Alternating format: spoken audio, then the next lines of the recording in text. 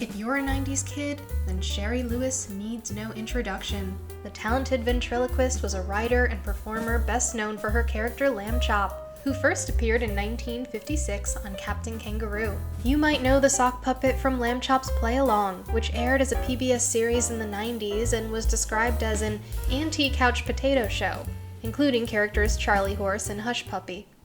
What you may not know is that Lewis also co-authored a Star Trek episode, The Lights of Zetar. Prior to her PBS fame, Lewis's star was already rising in the 1960s when she did a range of work from acting, producing, and writing, including hosting her own series on NBC called The Shari Lewis Show. Presumably sick of stories about Captain Kirk, Lewis and her second husband Jeremy Tarcher co-wrote the Star Trek episode, which centered on Chief Engineer Scotty. Premiering on January 31st, 1969, in the third season of Star Trek The Original Series, Zetar introduces character Lieutenant Mira Romaine, Scotty's first love interest. You're the sanest, the smartest, the nicest woman that has ever come aboard this ship. Anything else?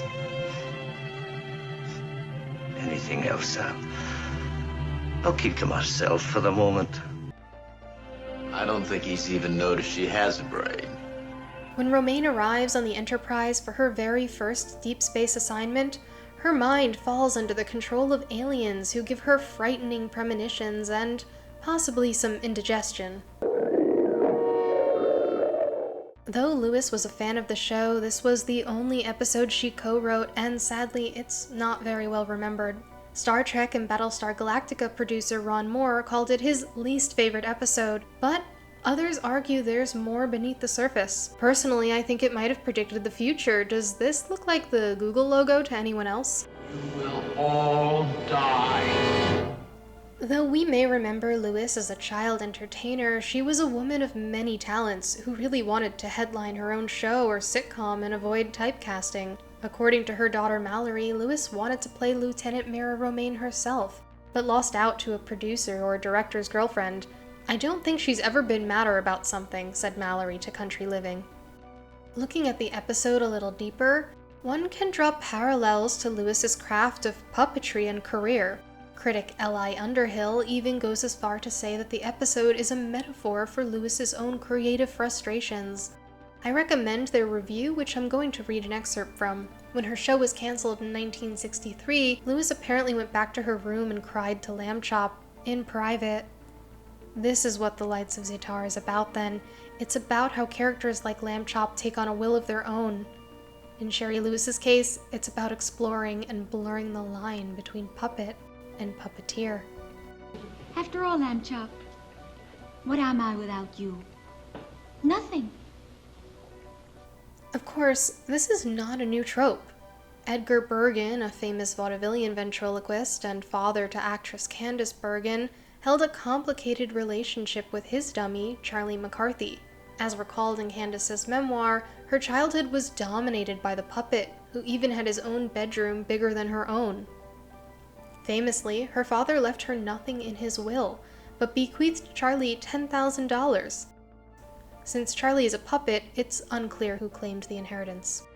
Perhaps the mysticism of ventriloquism is from its spiritual or religious origins, as some believe that it was a way to speak to the dead or connected to witchcraft. The art of throwing voice can actually be dated back through ancient Egyptian and Hebrew archaeology.